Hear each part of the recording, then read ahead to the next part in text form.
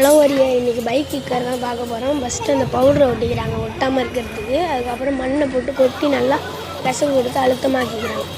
அப்புறமே திருப்பி வச்சுட்டு அந்த அந்த மோல்டில் இருக்கியா அதில் மண்ணை கொட்டி நல்லா அழைச்சிட்டு பவுடரை கொட்டி நல்லா ஒரு ஓட்டையை போட்டு எடுத்துக்கிறாங்க. அப்புறமே அதை என்ன செய்கிறாங்கன்னா அந்த உள்ளே இரும்பை வச்சிடுறாங்க. உடனே அதுக்கு மேலே அந்த மூடிட்டு அதை உருக்குறாங்க இரும்பை உருக்கி அதில் ஊற்றுறாங்க.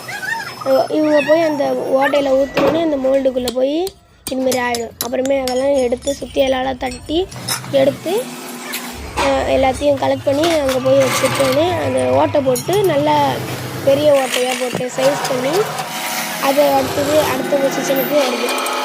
நல்லா பெரிய ஓட்டையாக போட்டுக்கிட்டுருக்காங்க.